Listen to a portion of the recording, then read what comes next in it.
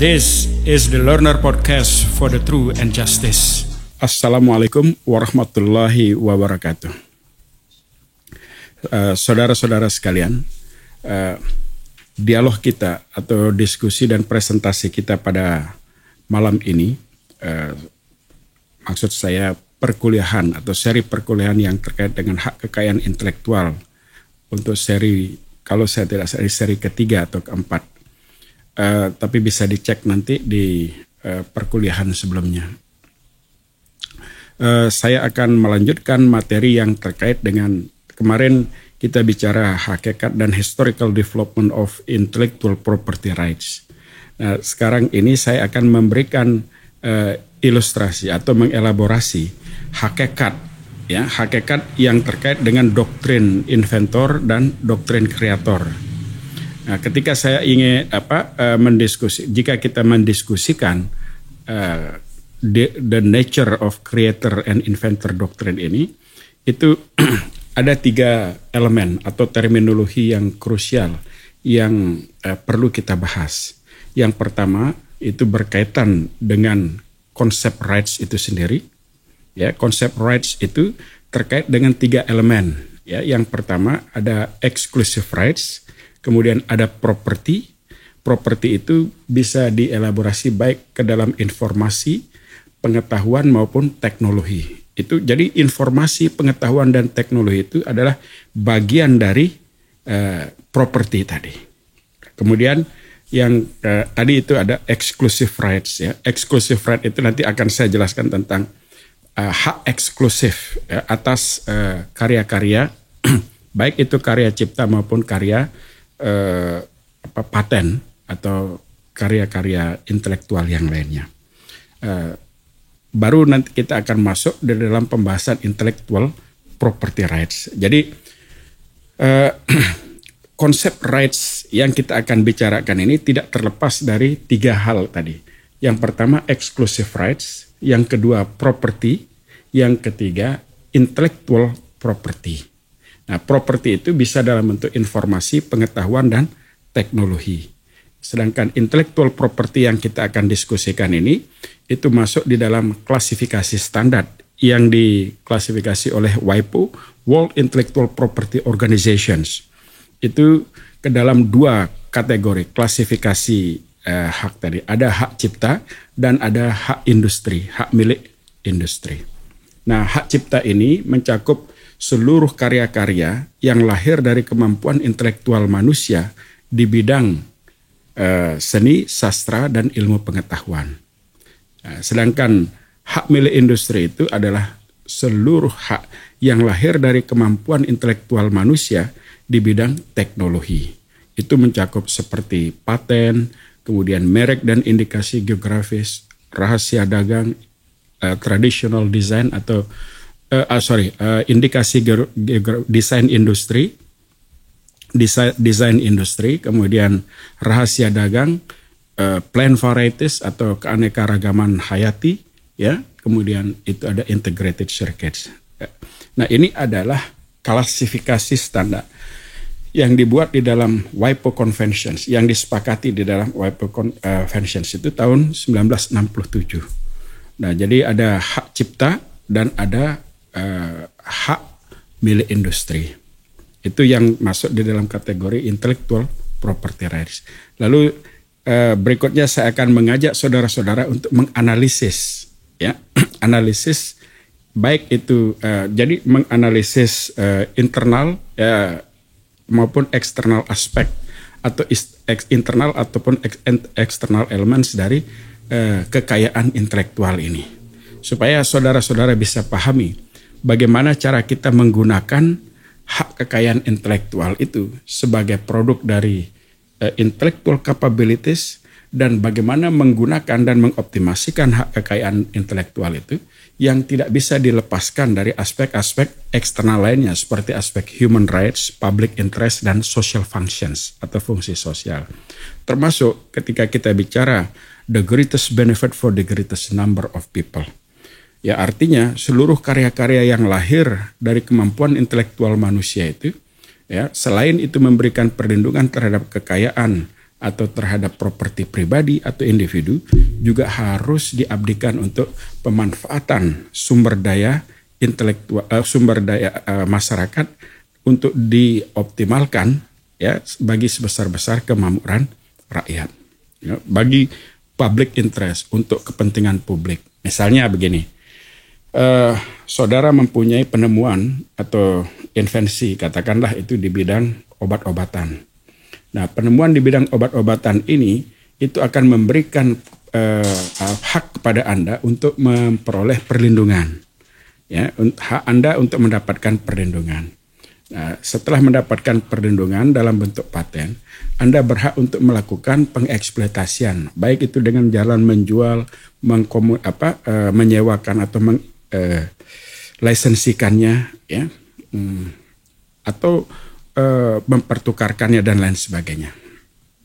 Nah, seluruh hak itu diberikan perlindungan, tetapi dengan catatan bahwa di dalam mengoptimalkan potensi tadi, ya, saudara juga harus bisa menggunakan pemanfaatan produk-produk intelektual dari hasil penemuan Anda itu digunakan untuk kepentingan publik, digunakan untuk kepentingan masyarakat, untuk sebesar-besar kemakmuran rakyat, untuk social functions, untuk public interest, dan seterusnya. Nah, ini salah satu ilustrasi yang saya gambarkan bahwa ketika kita ingin bicara tentang hak kekayaan intelektual, itu tidak hanya cukup bicara tentang internal aspeknya saja. Seperti yang kita tahu, ada internal aspek itu ada hak, ya, ada hak untuk memonopoli, hak monopoli, ya, atau monopoly rights, ya, monopoly rights. Kemudian ada hak untuk eksklusifnya tadi. Jadi ada hak eksklusifnya, kemudian ada monopoly possessionsnya, kemudian ada ownership rights-nya, ya, terhadap objeknya itu. Kan karena di sini objeknya itu abstrak atau yang tidak tampak, intangible. Jadi ruang lingkupnya itu sangat luas. Segala informasi, pengetahuan, dan teknologi yang dapat difungsikan untuk menjalankan sesuatu, itu adalah ruang lingkup dari produk-produk yang terkait dengan intellectual property rights tadi. Kemudian yang ketiga itu kita akan bicara nanti validity, ya, dan scope atau ruang lingkup hak kekayaan intelektual. Nah, jadi tadi saya katakan, kembali lagi saya mengajak Anda untuk melihat struktur yang akan kita diskusikan pada malam ini. Ya, struktur dialognya itu akan terkonsentrasi pada satu, apa itu rights, ya, dan bagaimana cara menganalisis rights tadi. Ya, rights ini dalam konteks intellectual property akan terkait dengan 3 elemen: exclusive rights and monopoly possessions. Kemudian yang kedua itu property, ya, property itu kebendaan, hak atas kebendaan, ya, seperti informasi, pengetahuan, dan teknologi. Kenapa informasi, pengetahuan, dan teknologi itu dimasukkan ke dalam kategori bagian dari hak atas kebendaan? Ini yang menarik, kita akan diskusikan. Kemudian yang ketiga itu bagaimana kita melihat pengklasifikasian intellectual property rights. Jadi ketika kita bicara hak, itu kita bicara exclusive rights, property rights, dan hak atas kekayaan intelektual. Nah, lalu pada bagian berikutnya kita akan mendiskusikan tentang bagaimana cara kita melakukan analisis atas rights tadi. Ya, saya akan membagi pendekatan penganalisisan terhadap rights tadi atau intellectual property rights itu ke dalam 2 pendekatan. Baik melakukan analisis atas elemen-elemen internalnya, dan yang kedua melakukan analisis atas elemen-elemen eksternalnya. Nah, elemen-elemen internalnya itu ya, sudah saya sampaikan tadi, ada exclusive right, ada monopoly possessions, kemudian ada validity, kita bicara tentang validitas, dan bicara tentang ruang lingkup atas internal validity, internal elements dari hak kekayaan intelektual, ya. Kemudian eksternalnya itu kita bicara tentang public interest, kita bicara tentang human rights, kita bicara tentang social functions. Artinya begini, jadi human rights, public interest, social functions itu adalah core ya, norms ya, norma-norma inti yang juga mengikuti ya pemanfaatan intellectual property rights. Apabila kita ingin mengeksploitasi hak kekayaan intelektual itu, maka pengeksploitasian itu tidak boleh bertentangan dengan prinsip-prinsip di dalam penghormatan, perlindungan dan pemenuhan hak-hak atas fundamental rights of people, ya, hak fundamental masyarakat. Tidak boleh juga bertentangan dengan kepentingan publik dan tidak boleh bertentangan dengan fungsi sosial tadi. Nah, ini adalah gagasan yang ingin saya perkenalkan kepada saudara-saudara sekalian, supaya seluruh ya mahasiswa yang mengikuti materi yang saya sampaikan ini, karena kita sudah bicara pada tataran substantif, maka saya lebih menekan pada ethical dimensions-nya juga. Bagaimana cara kita menggunakan hak kekayaan intelektual itu, ya, produk-produk kekayaan intelektual itu, supaya tidak bertentangan dengan human rights, tidak bertentangan dengan human dignity, tidak bertentangan dengan public interest, dan tidak bertentangan dengan social functions tadi. Nah, itu adalah struktur dialog yang kita akan diskusikan.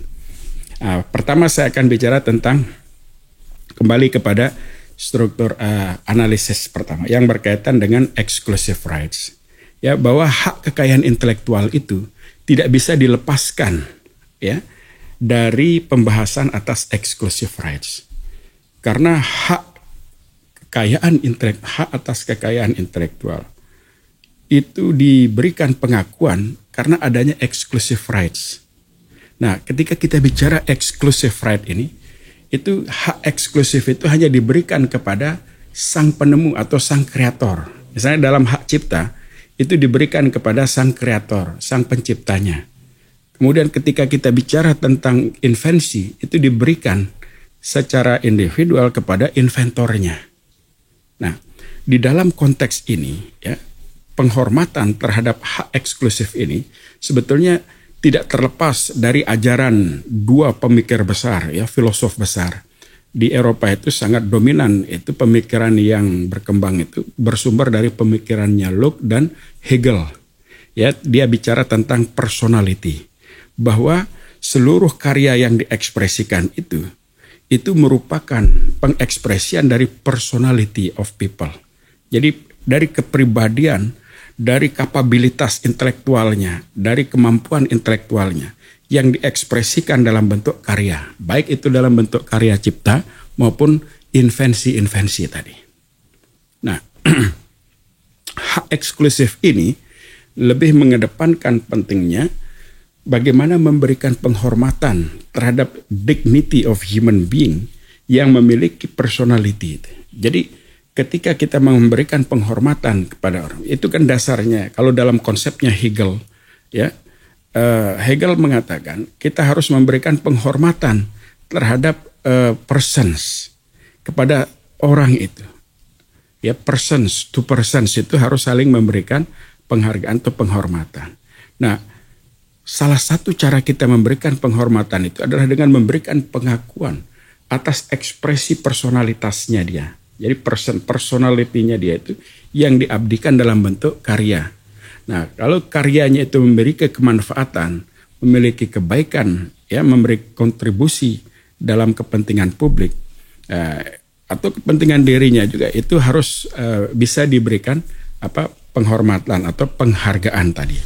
Nah, disinilah kata kunci yang paling krusial, bahwa hak eksklusif itu adalah hak, ya, yang diakui, ya, karena muncul dari penghormatan terhadap personalitas itu. Nah, kalau ada lagi yang lain, para interpreter yang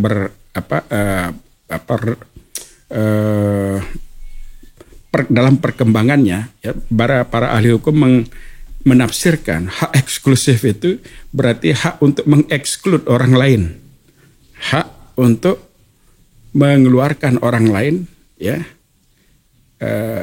atau mengeksklud orang lain sehingga dia tidak bisa melakukan intervensi atas karyanya. Jadi kalau dia mau melakukan pemanfaatan, mendapatkan kenikmatan atau mendapatkan hasil dari karya itu, dia harus minta izin, ya, supaya dia tidak dieksklud. Tapi ketika dia mengambil kemanfaatan dari karya seseorang tanpa izin, berarti dia melanggar hak eksklusif tadi. Hak eksklusif itu di dalam konsep hak kekayaan intelektual itu mencakup dua elemen, baik itu hak moral maupun hak ekonomi. Di sini ada dua hal yang paling distressing. Kalau kita lihat ajarannya Hegel itu, dia lebih menekankan pada moral rights tadi. Moral rights itu karena hak itu muncul, ya, dari personality, ya, person seseorang yang memiliki hak untuk melakukan tindakan, di mana tindakannya dia itu tidak bisa dilakukan oleh orang lain. Jadi misalnya saya melakukan tindakan atas suatu karya, tindakan saya itu melahirkan suatu karya. Nah, ketika karya saya itu lahir, itu hanya saya yang bisa melakukan tindakan seperti itu. Orang lain tidak bisa melakukan hal itu, ya, kecuali dia mencontoh dan. Tetapi ini gambaran bahwa saya melahirkan suatu karya itu karena mengekspresikan personal capability saya untuk melahirkan suatu produk, di mana orang lain tidak bisa melakukan hal yang sama seperti yang saya lakukan. Nah, oleh karena itulah di sini perlu adanya penghormatan, penghargaan, bukan hanya karena dia memiliki hak ekonomi, tetapi hak untuk menghormati, ya, personality of persons tadi. Nah, namun demikian kita mengakui di dalam setiap karya itu melekat juga ada hak ekonomi yang ada di dalam diri produk itu. Jadi produk hak cipta, ya, atau produk paten dan lain sebagainya itu bukan hanya mengandung hak ekonomi, tetapi juga mengandung hak, yang paling pertama itu adalah hak moral. Kemudian di dalam perkembangannya itu juga diakui adanya hak ekonomi, ya. Nah, ketika kita bicara tentang economic rights ini, sebetulnya ini merupakan transformasi ketika kita lihat di era Elizabethan times.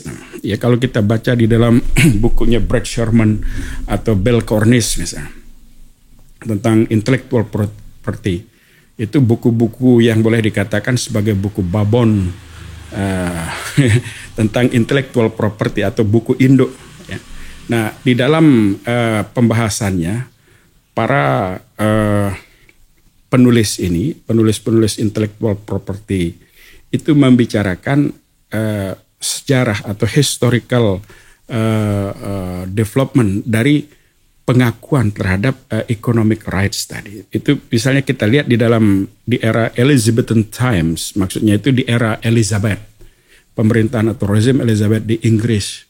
Itu berkisar di antara sekitar tahun 1623, karena untuk memahami Elizabethan times itu kita harus bisa melakukan penelusuran di era Queen of Mary.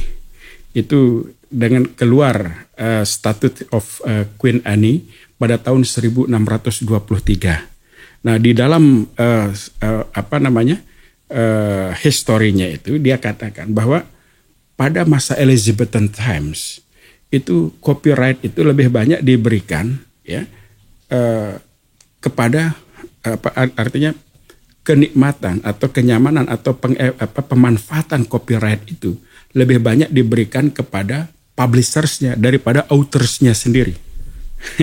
Ini yang menjadi problemnya, sehingga itulah yang di-challenge dia, karena ternyata publishers itu lebih banyak mendapatkan kemanfaatan daripada autorsnya sendiri, ya.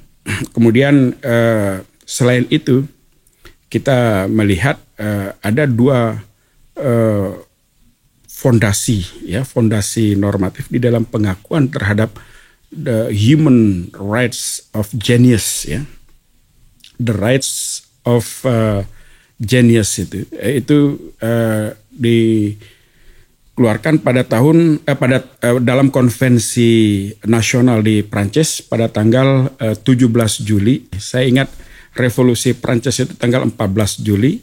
Ini yang saya maksud National Conventions ya. National Conventions tentang the rights of genius itu disepakati di Prancis pada tanggal 17 Juli tahun 1793. Nah, itu kalau kita lihat di dalam bukunya Carl Hayes atau tulisan-tulisan Carl Hayes, orang sejarawan di Amerika, dia melakukan penelitian tentang revolusi Prancis itu dimulai sejak tahun 1777 sampai 1793. Itu bentangan. Jadi artinya gagasan tentang revolusi Prancis itu sudah mulai berkembang sejak 10 tahun sebelum revolusi Prancis yang mencapai puncak penghancuran Benteng Bastille. Karena di dalam catatan sejarah Benteng Bastille di Prancis itu sebagai titik tolak untuk pengakuan terhadap hak-hak fundamental itu dirobohkan ya dicapai pada tanggal 14 Juli 1789. Simbolnya itu dengan dirobohkannya Benteng Bastille itu. Tetapi proses ya untuk menuju pada penghancuran absolutis monark ya dengan simbol Benteng Bastille itu sudah dimulai 10 tahun sebelumnya, yaitu tahun 17 tahun 1777. Berarti kalau Benteng Bastille itu dihancurkan 14 Juli 1789, berarti prosesnya itu sudah dimulai 12 tahun ya, revolusi, persiapan untuk mengganti kekuasaan dan pola-pola kekuasaan itu dari absolutis monark itu menjadi pengakuan terhadap hak-hak fundamental setiap warga. Nah, kembali ini satu ilustrasi.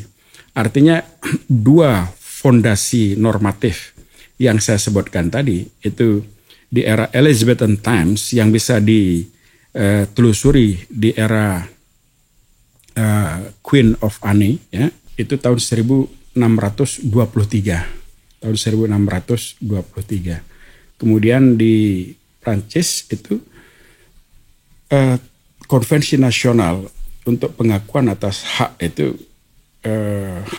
the rights of authors itu pada tanggal 17 Juli tahun 1793. Nah, ini satu ilustrasi fondasi normatif yang menjadi dasar pengakuan atas hak eksklusif itu, hak untuk memberikan penghormatan terhadap kreator ya, terhadap inventor tadi. Jadi lebih pada hak eksklusif itu adalah penghormatan terhadap hak personality. Jadi personalitasnya setiap orang itu yang diekspresikan melahirkan untuk menjadi sebuah karya, itulah yang diberikan penghargaan atau pengapresiasi atau pengakuan ya sebagai exclusive rights tadi. Nah, selanjutnya selain exclusive rights itu, kita juga membicarakan bahwa intellectual property itu tidak terlepas dari property ya. Jadi tadi kita bicara exclusive right, hak eksklusif atas karya tadi. Karya apa? Karya yang lahir dari kemampuan intelektual, baik di bidang seni, sastra, ilmu pengetahuan maupun teknologi. Nah, bentuk dari karya tadi itu bisa dalam bentuk informasi, bisa dalam bentuk pengetahuan, dan dalam bentuk teknologi. Nah, kenapa informasi, pengetahuan, dan teknologi itu menjadi bagian dari properti tadi? Ya, informasi, pengetahuan, dan teknologi itu jelas menjadi bagian karena dia memiliki kebendaan ya, hak kebendaan karena dia memiliki nilai. Ya, kalau di dalam teori Shannon, ya, Profesor Shannon itu ahli teori informasi, itu dia mengatakan informasi itu didefinisikan sebagai sesuatu yang ditujukan, yang berfungsi untuk mengurangi ketidakpastian. Nah, jadi kita bisa membuat perencanaan, bisa membuat pengembangan karir kita, bisa membuat planning untuk melakukan sesuatu secara akurat itu kalau kita punya informasi. Tapi kalau kita tidak punya informasi, kita tidak bisa melakukan atau mengkonversi potensi itu menjadi fungsional. Nah, di sini pentingnya informasi itu sebagai sesuatu yang difungsikan atau yang berfungsi sebagai instrumen untuk mengurangi ketidakpastian. Jadi kalau orang itu memiliki informasi, dia memiliki power, ya, kemampuan untuk membuat perencanaan secara akurat. Orang yang tidak mempunyai informasi bisa miskalkulasi kalau dia melakukan perencanaan itu berdasarkan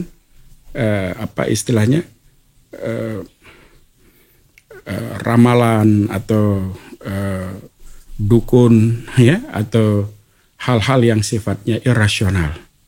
Nah, di era sekarang kita memang membutuhkan informasi itu sebagai alat untuk mengurangi ketidakpastian. Jadi dia sama halnya dengan benda, ya, karena dia memiliki makna, ada nilai ekonominya. Orang yang mempunyai informasi itu juga bisa mempertukarkan dalam bentuk kebendaan tadi, sehingga dia bisa menjalankan fungsi-fungsi tertentu dalam menciptakan kepastian. Itu poin yang pertama. Kemudian poin yang kedua terkait dengan data, informasi pengetahuan. Jadi pengetahuan itu adalah serangkaian informasi yang disusun secara sistematis dan metodik untuk menjelaskan sebuah fenomena. Itu pengetahuan. Ya, jadi informasi yang disusun secara sistematis itu, ya, itu menjadi pengetahuan. Apapun itu, ya, informasi A, B, C itu disusun sedemikian rupa. Kalau kita melihat pada beberapa buku tentang metode penelitian, itu dia katakan sama persis dengan kata teori itu, ya. Teori itu didefinisikan sebagai serangkaian informasi pengetahuan dan data, ya, yang disusun sedemikian rupa baik secara sistematis maupun metodologis digunakan untuk menjelaskan sebuah fenomena. Nah, di sini juga pengetahuan itu adalah sekumpulan informasi yang telah disusun secara sistematik dan metodik, ya, sehingga itu bisa digunakan untuk menjelaskan sebuah fenomena. Nah, ini juga bagian dari elemen kebendaan tadi, ya. Misalnya informasi yang dilindungi oleh hak cipta, pengetahuan yang dilindungi oleh hak cipta, seperti buku. Ketika kita mempunyai buku itu ini dilindungi oleh hak cipta. Ya, buku ini dilindungi oleh hak cipta. Nah, di dalam buku ini ada informasi dan pengetahuan. Ya, sehingga buku ini juga menjadi bagian dari kebendaan tadi. Nah, begitu juga teknologi. Teknologi itu juga bagian dari kebendaan. Dalam hal ini dapat dikatakan bahwa teknologi itu adalah sekumpulan informasi dan pengetahuan yang disusun sedemikian rupa, baik secara sistematis, metodik, teknologis, ya, untuk menjelaskan atau menjalankan suatu fungsi tertentu. Itu teknologi itu. Misalnya kita mencoba menjelaskan tentang teknologi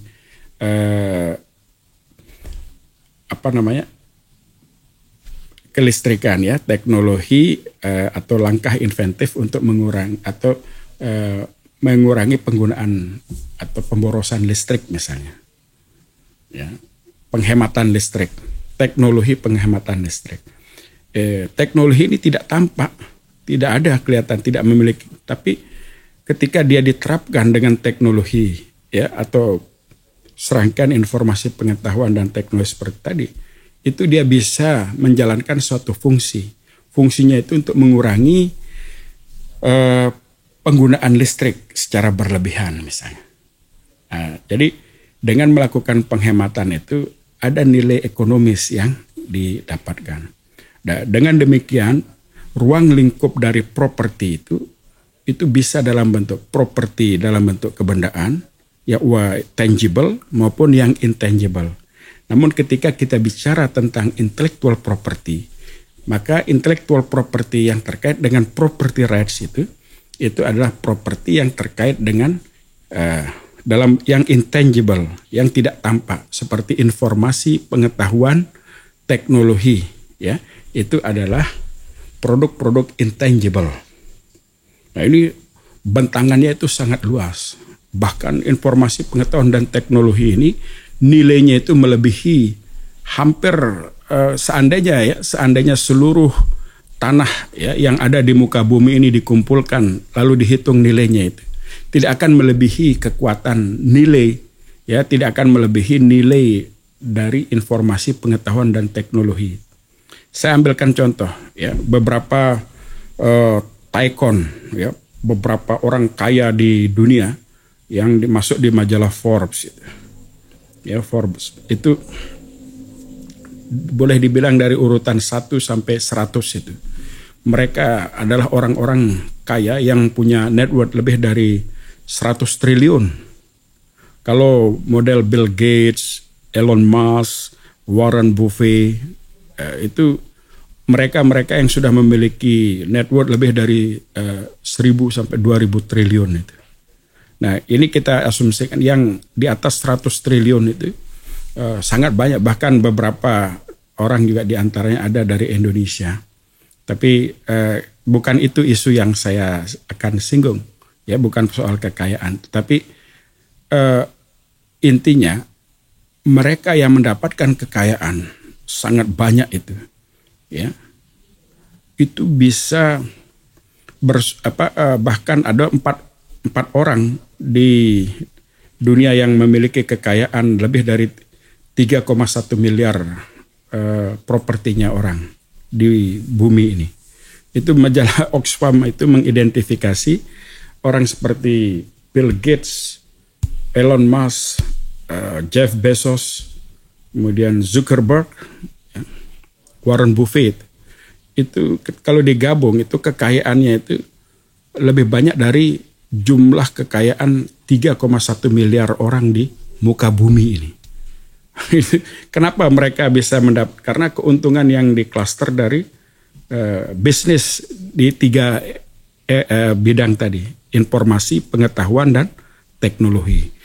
Inilah informasi, pengetahuan, dan teknologi itu yang dikonstruksi ke dalam bentuk intellectual property rights. Intellectual property rights itu diklasifikasi ke dalam hak cipta dan hak milik industri. Hak cipta itu hak-hak yang lahir dari kemampuan intelektual manusia di bidang seni, sastra, dan ilmu pengetahuan.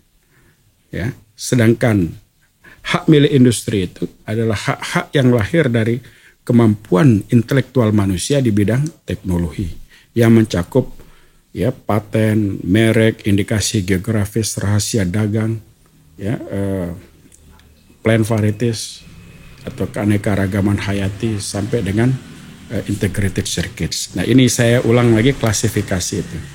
Jadi di sini kita melakukan analisis atas komponen rights tadi, bahwa rights yang kita bicarakan terkait dengan intellectual property rights ya, itu mencakup 3 hal ya. Hak kekayaan intelektual itu memiliki elemen-elemen exclusive rights, kedua monopoly rights, hak untuk mendapatkan monopoli tadi. Ya, hak untuk memonopoli, melakukan pemanfaatan dan pengeksploitasian atas exclusive rights-nya tadi. Ya, kemudian yang kedua itu ada property rights. Property rights itu adalah rights yang terkait dengan hak-hak kebendaan tadi. Dalam konteks intellectual property mencakup hak kebendaan atas informasi, pengetahuan, dan teknologi. Nah, itu yang diklasifikasi ke dalam intellectual property rights, sehingga kita bisa melakukan analisis hanya dari dimensi rights ini dengan cara memahami mengapa seseorang itu mendapatkan perlindungan hukum atas karya-karyanya. Tadi saya sudah sampaikan bahwa setiap orang itu memiliki hak untuk mendapatkan perlindungan hukum atas karyanya karena dia telah mengekspresikan eksistensi dan potensi personalitinya untuk melahirkan suatu karya yang memiliki kemanfaatan, baik kemanfaatan untuk dirinya maupun kemanfaatan bagi orang lain ya, dan masyarakat.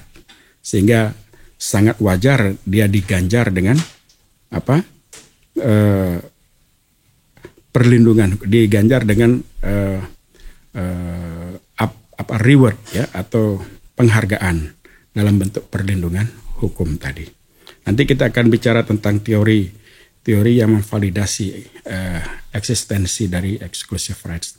Namun saya, supaya tidak terpecah pemahaman saudara di dalam memahami hakikat rights itu, saya ingin menjelaskan bahwa intellectual property rights itu ada karena ada core elements-nya. Salah satu core elements itu adalah exclusive rights yang tidak bisa dihilangkan, tidak bisa dicabut maupun diberikan oleh siapapun kecuali dia melahirkan karya sendiri.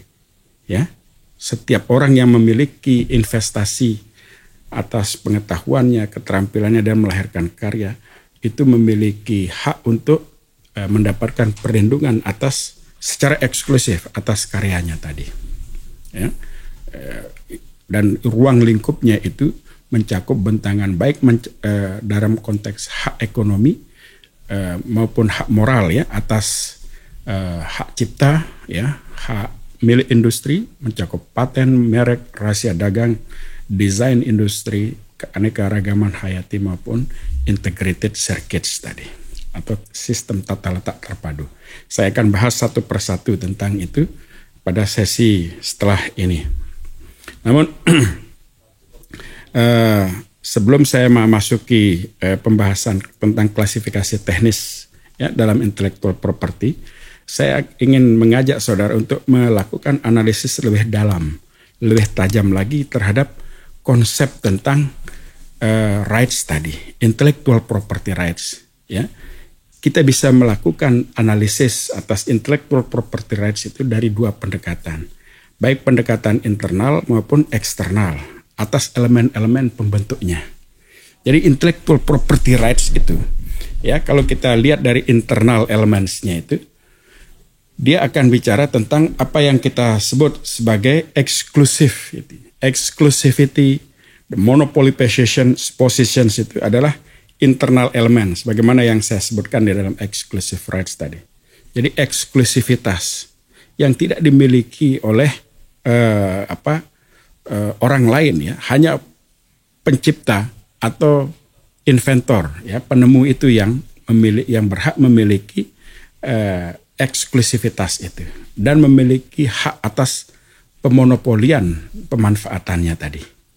Ya, kemudian yang kedua kita bicara tentang ownership rights. Ownership rights itu tentang kepemilikan atas hak tadi. Ya, yang kita maksud ini hak yang intangible tadi. Kepemilikan atas hak baik dalam bentuk informasi, pengetahuan maupun teknologi tadi. Nah, ini sangat efektif itu untuk mendorong ya setiap orang itu berkarya. Karena setiap orang itu bisa melahirkan penemuan-penemuan atau menciptakan propertinya. Dia bisa menciptakan kekayaannya itu apabila dia bisa merubah informasi, pengetahuan, dan teknologi itu menjadi sesuatu yang berfungsi untuk membantu orang lain di dalam menyelesaikan suatu tugas atau menyelesaikan suatu pekerjaan. Ya. Jadi dengan teknologi tertentu orang semakin efisien di dalam melaksanakan pekerjaannya. Baik pekerjaan rumahnya ya, sekarang ini sebagai contoh ada robot ya yang dilengkapi dengan artificial intelligence yang luar biasa. Lebih dari menurut informasi dari sang robot tadi ketika diwawancarai itu dia memiliki kemampuan untuk mengoperasikan miliaran program, billion operations yang bisa dia lakukan.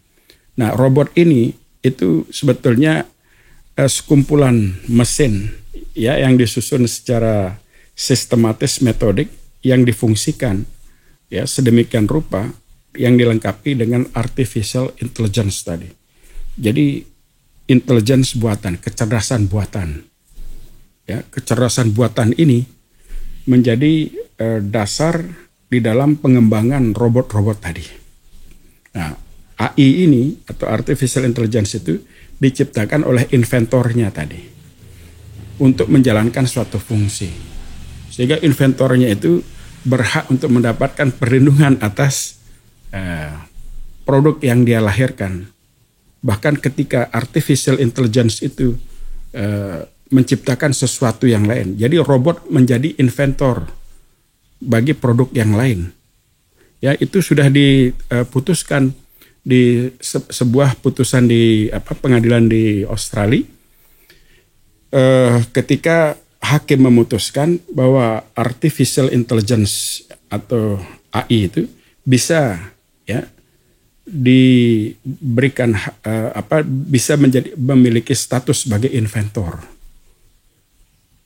karena saya memang merespon bahwa kan AI itu adalah produk yang diciptakan mesin, sekumpulan mesin yang disusun sedemikian rupa untuk menjalankan suatu fungsi.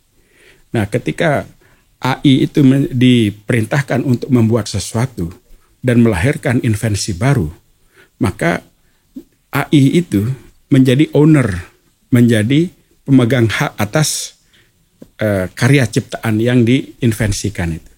Nah, sedangkan saya sebagai pemilik AI itu memiliki hak atas AI saya dan memiliki hak juga dalam penggunaan atau pemanfaatan seluruh produk-produk yang invensi yang diciptakan oleh AI saya itu. Jadi sama halnya itu derivative inventions itu lahir karena saya menciptakan AI itu. Nah, ini satu contoh ya bahwa setiap orang yang memiliki kemampuan untuk menyusun informasi pengetahuan dan teknologi sedemikian rupa lalu menjalankan sebuah fungsi itu dapat memperoleh perlindungan hukum dan dapat mengeksploitasinya untuk memperoleh dua hak tadi, baik itu hak moral yang melekat di dalam penciptaannya maupun hak ekonomi di dalam pemanfaatannya itu. Sehingga di sini kita melihat sangat potensial ya untuk menjelaskan kepada audiens ya, kepada publik yang lebih luas bahwa dia akan mendapatkan kemanfaatan yang sangat besar apabila dia mampu mengkonversi potensinya ya untuk mengubah sesuatu informasi pengetahuan dan teknologi itu menjadi sebuah teknologi yang lebih canggih, yang lebih sempurna, yang lebih akurat, yang lebih canggih ya, yang lebih sophisticated ya untuk menjalankan atau memecahkan persoalan yang dihadapi oleh manusia.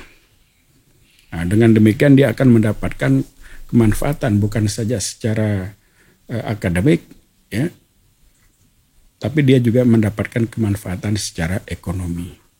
Itu yang kita lihat kenapa para tycoon atau para konglomerat raksasa ya itu bisa mengembangkan kekayaannya itu dari intellectual property-nya itu ya, karena dia dapatkan dari intellectual property tadi, bukan dari mengumpulkan atau mengoleksi tanah atau lahan ya seperti kita memiliki property land itu. Nah, jadi di sini ada persoalan exclusivity ya, kemudian monopoly positions, kemudian yang kedua itu ownership rights, dan yang ketiga itu kita bicara tentang validity ya, validity and scope protections-nya. Jadi bagaimana validitas atas kekayaan. Jadi kekayaan intelektual itu dia eksis karena harus memenuhi validitas.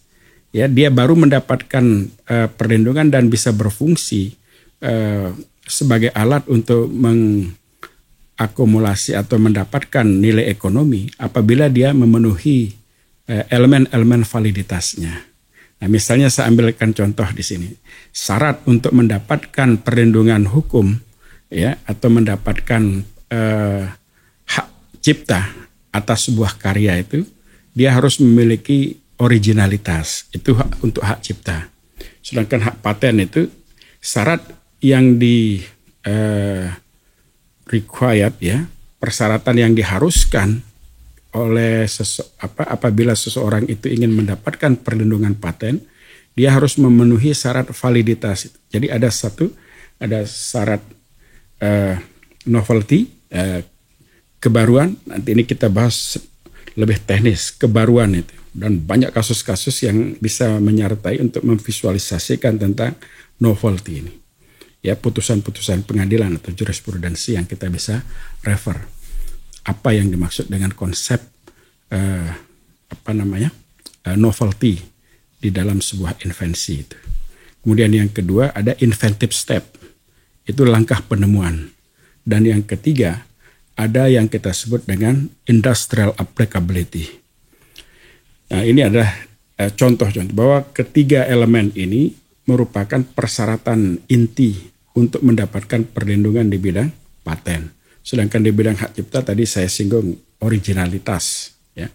Kemudian tetapi syarat dari originalitas ini tidak berdiri sendiri, juga diikuti oleh syarat-syarat yang lain, misalnya identifiable author, ya, bahwa penulis atau pencipta dari karya cipta itu harus diketahui orangnya itu, ya.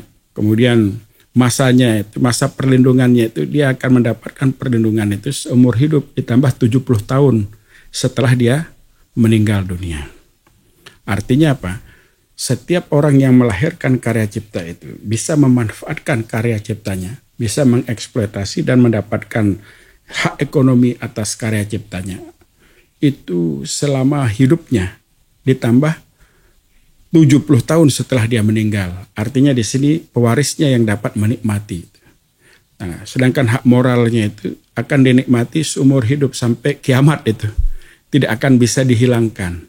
Karena hak moral itu berfungsi, dia melekat secara eternal. Jadi itu cirinya dari hak moral itu, ada eternalitasnya, itu melekat ya secara abadi ya di dalam diri sang pencipta itu. Lalu yang kedua itu dia memiliki fungsi dari hak moral itu untuk mencegah terjadinya debasement, destructions dan mutilations atas karya itu. Sehingga hak moral itu difungsikan untuk memelihara dignity ya dan martabat dari karya tadi. Ya, karya seseorang. Tidak boleh dipotong-potong, tidak boleh dihancurkan, tidak boleh dirusak. Ya, walaupun dia menjadi pemilik, ya. Misalnya seseorang membeli lukisannya Rembrandt dengan harga 100 triliun gitu. Tetap dia menjadi pemilik atau kolektor atas lukisan itu. Tetapi dia bukan menjadi pelukis, ya, bukan berarti dia pelukis. Dia tidak berhak dia mengganti namanya Rembrandt dengan namanya dia, walaupun dia sudah bayar 100 triliun atas lukisan itu. Rembrandt itu melekat di dalam lukisan sebagai the personality of the works. Itu di dalam konsepnya. Makanya moral rights itu cannot be revoked, cannot be granted by anyone itu. Dia melekat di dalam dirinya dari sang pencipta itu. Ini satu ilustrasi. Kemudian tadi saya sudah sampai pada validity dan ruang lingkup. Kalau ruang lingkupnya itu sangat luas ya. Hak kekayaan intelektual itu tadi sudah saya singgung mencakup seni, sastra, ilmu pengetahuan dan teknologi. Seni itu bisa sangat banyak, dari seni lukis, seni musik, seni pahat, seni tari, seni drama, ya, puisi, prosa, novel dan lain itu sastra. Ya, tambah buku-buku ilmu pengetahuan. Bahkan kalau kita mengacu pada detail ya hak-hak derivatif itu bisa sampai 36 hak yang jenis hak yang bisa dimiliki di dalam karya cipta tadi. Ini sungguh menjadi ladang yang sangat terbuka luas bagi siapapun kreator yang ingin mengembangkan dan mengoptimalkannya itu. Nah, jadi ruang lingkupnya itu luas, mencakup seni, sastra, ilmu pengetahuan dan teknologi yang dapat dibagi ke dalam hak cipta maupun hak milik industri. Dan adapun persyaratan atau validitasnya itu ya masing-masing berbeda. Untuk hak cipta itu mensyaratkan adanya originalitas, untuk paten itu mensyaratkan adanya 3 hal. Baik itu novelty, inventive step maupun industrial applicability. Nah, ini ketiga hal dan persoalan for personality, copyright dan originalitas tadi akan kita bahas di dalam detail discussions ya pada sesi selanjutnya. Baiklah saudara-saudara sekalian, untuk men-summarize ya, to sum up this discussions atau presentasi, saya ingin memadatkan inti dari pembahasan saya yang tadi, bahwa ketika kita ingin belajar tentang hak kekayaan intelektual, kita tidak bisa melepaskan isu yang paling pertama itu adalah hak itu sendiri. Dan hak itu terkait dengan pembahasan exclusive rights, property rights, dan intellectual property rights. Jadi hak itu mencakup hak eksklusif yang melekatkan monopoly positions. Begitu orang itu memiliki hak eksklusif, serta-merta dia juga memiliki hak untuk memonopoli di dalam pemanfaatan dan pengoptimasian karya-karya tadi. Sedangkan property rights yang kita maksud itu mengacu kepada hak-hak yang hak kebendaan yang intangible. Ya, intangible itu mencakup hak atas informasi, pengetahuan, dan teknologi tadi, yang dapat diklasifikasi ke dalam dua bagian besar, baik itu hak cipta maupun hak milik industri. Hak cipta itu mensyaratkan ya validitasnya itu tadi saya ulang, originalitas. Ya, sedangkan hak milik industri itu kita akui ya, kita lihat seperti misalnya paten, ada novelty, ada inventive step, ada industrial applicability. Kemudian untuk trademark atau rahasia dagang merek itu mencakup ada daya pembeda antara merek yang satu dengan merek yang lain di dalam pemanfaatan karyanya. Ya, untuk produk-produk dagangnya. Baik itu mencakup merek dagang maupun merek jasa. Jadi ada keberagaman ya yang bisa diintegrasikan ya. Baik itu dalam bentuk angka, huruf ya, warna, desain, baik itu garis, lingkar, kotak dan lain sebagainya ya, atau kombinasi atasnya yang merupakan yang membentuk penanda yang memiliki yang menjadi identitas yang membedakan antara produk satu dengan produk lainnya. Itu daya pembedanya itu. Jadi persyaratan untuk mendapatkan perlindungan atas merek itu adalah adanya daya pembeda. Nah, sementara itu ada lagi untuk desain industri itu seperti adanya aspek estetika dan lain sebagainya. Nah, ini salah satu contoh yang akan kita diskusikan di sepanjang perjumpaan atau diskusi tentang hak kekayaan intelektual yang akan terdiri dari 16 session yang akan saya produksi untuk menjadi mata kuliah materi yang akan diikuti oleh seluruh mahasiswa saya yang mengambil mata kuliah hak kekayaan intelektual. Ya, jadi bisa juga ini hanya khusus untuk mahasiswa Fakultas Hukum Universitas Mataram, juga bisa dibuka untuk mahasiswa lain yang juga ingin atau tertarik, atau para kreator, inventor yang lain yang tertarik dengan kajian-kajian tentang intellectual property. Karena kita nanti akan membahas aspek-aspek ekonomik dan bagaimana cara mendapatkan perlindungan hukum, cara mempertahankannya, dan cara mengkomersialisasikan atau mengoptimalkannya untuk kepentingan bisnis dan investasi dari para